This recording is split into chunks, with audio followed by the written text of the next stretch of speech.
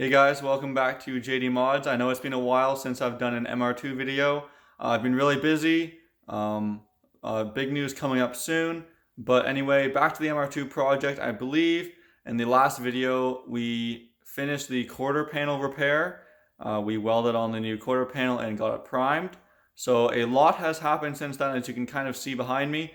So why don't I take you on a little walk around the car to show you its current state and what we're doing to it now. Let's go take a look. Here is the MR2 as it sits. So I believe the quarter panel that I filmed was the left-hand side. So as you guys saw last time, this quarter panel was completely cut off. I replaced it and obviously welded on a new one. Then after that video, I did the exact same thing to the right-hand side. This quarter panel was way worse than the last one. Maybe I'll overlay some photos here. We had some serious rust on the rear arch section.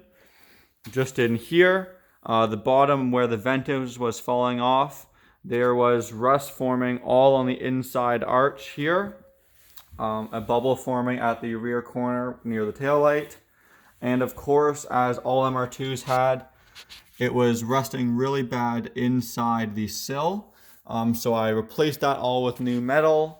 This is all metal, no Bondo. For the rear sill area here, I just fabbed up that piece of metal. I cut the sill off here, and the roof line right there, and then at the back in the pretty much OEM location. So I replaced the right-hand sill as well, did a bit of rust repair in a few other areas, including the roof up top here.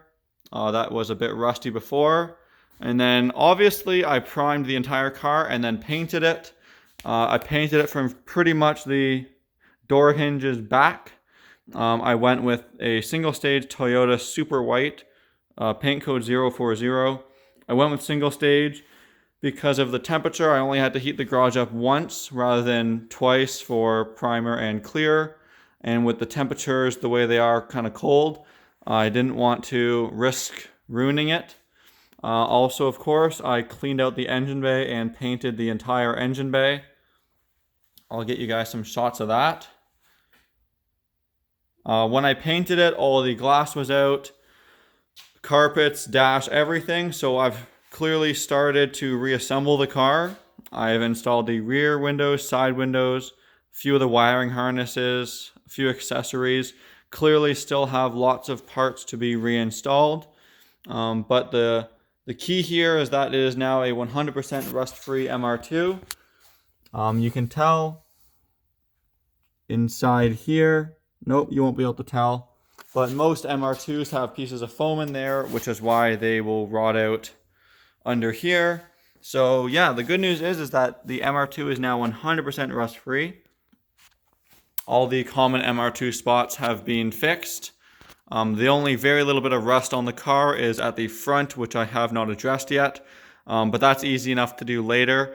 I'm just going to work on putting it back together now and getting it on the road. The only exciting, noteworthy parts that have been installed so far are these brand new OEM T-top seals. These are always getting worn out, obviously, over time. This car is almost 30 years old. So I got a new set of body side T-top seals. They came with all new clips, rubber, everything. I cleaned out all the drain tubes, and every time I found a hole, I was sure to use butyl rubber. It's kind of like silicone that never dries, and that is what Toyota recommends to use, so that is what I used. As you can see, I removed all the tint off of both the side and rear windows. For now, I'm actually digging the kind of clean OEM look, but I actually did it because the old tint was bubbling and had faded stickers on top of them.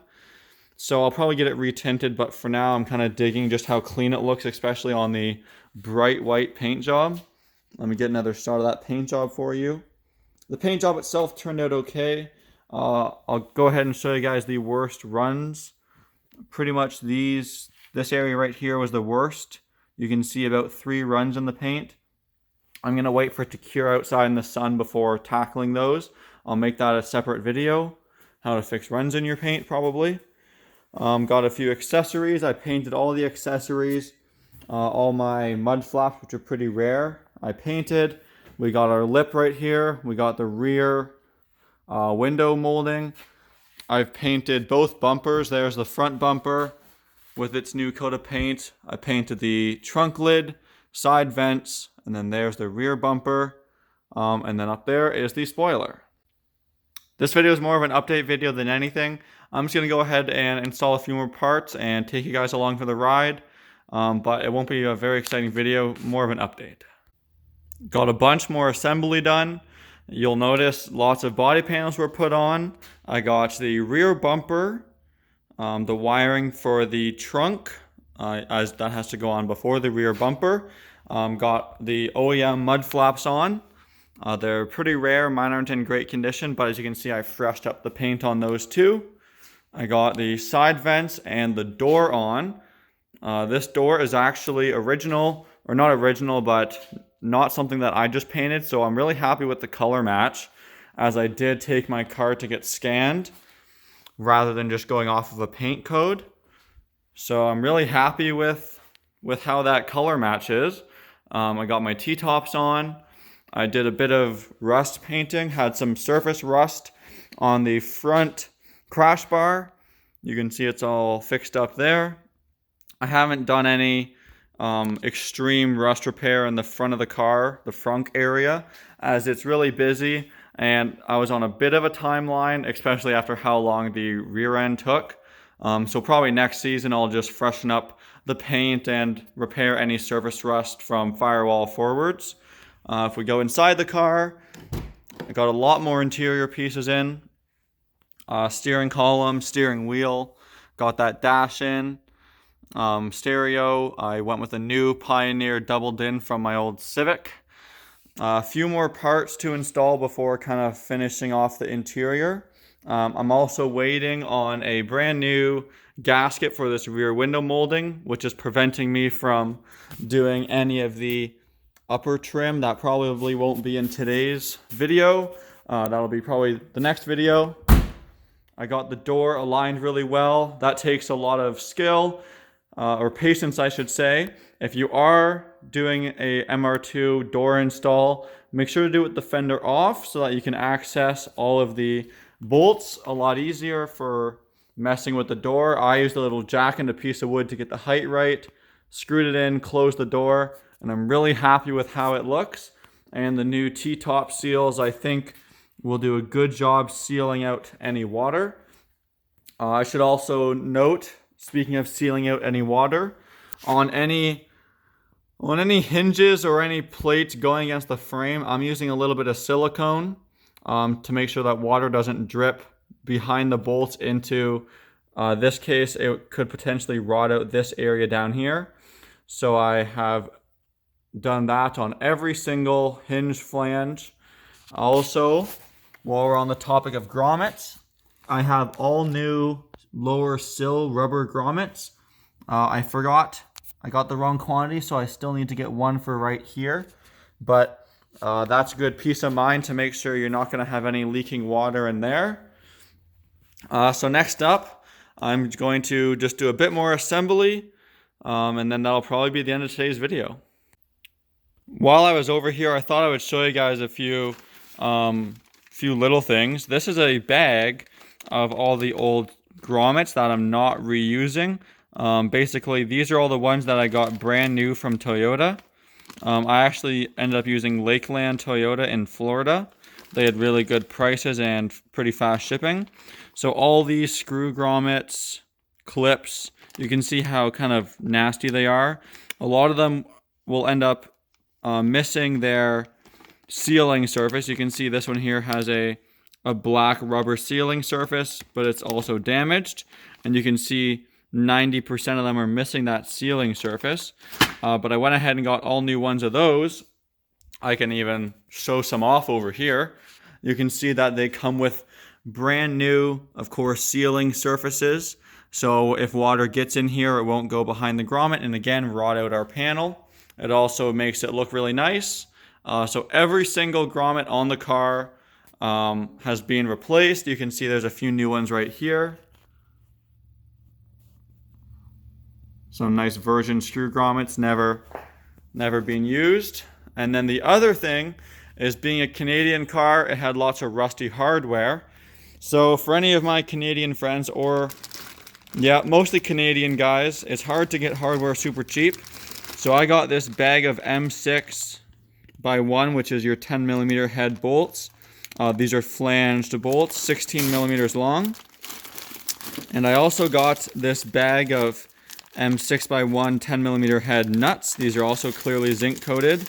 And I got these from Ackland's Granger, or just Granger might be called now. But this bag of nuts was $3, and this was $6 for 100 of each, which is pretty cheap, $6 Canadian, and 1-day shipping. So check out that website if you want any hardware. I'm loving replacing all the old rusty bolts with this hardware. And of course, I am also using anti-seize on all the bolts that like to get stuck. But so yeah, let's do a bit more assembly. It's been a few days, but I got this very exciting package in the mail. This is a custom trim for the rear window molding. These are not made by Toyota anymore, they're discontinued. So this specific one was made by a guy named Nick. You can buy these from MR2 Heaven or directly from Nick. I can't pronounce his last name properly, so I'm not even going to try. If you are interested in this, I'll tag him in the description below. So this goes on the outside of this trim piece here. He said to make sure it's all clean and use some heat when applying this double-sided tape piece of trim. So I cleaned it all off with some rubbing alcohol and a razor blade. So I'm going to go ahead and install this on the molding, then the molding on the car using all my new hardware and screw grommets. I got new screw grommets for here and here, these little clips. And then this is where the screws go through. And for that, I got some new screws, nuts, and little spongy washers to help it seal. I'm making sure to keep all the water out of the car, which is very exciting. So let me go ahead and install this and show you guys how sweet it looks. It's all ready to be installed now. I took my time with the seal install. It went really well. You can see it's super uniform. I made sure to use a heat gun.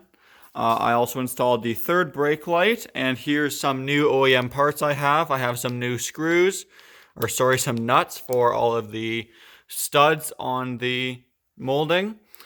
And then behind each nut, there's these little foam washers, and this is to seal any water out that might get past that seal I just installed.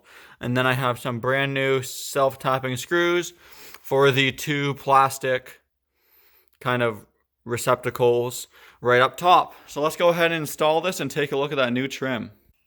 Here's that trim piece fully installed. I'm very happy with how it looks with the brand new trim.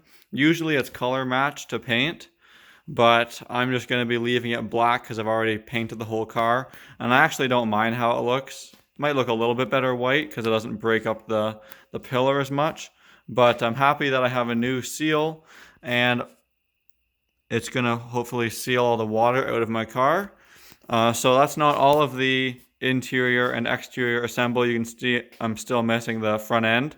But I'm going to end the video here because it's already getting kind of long, and I don't want the videos to be too far apart.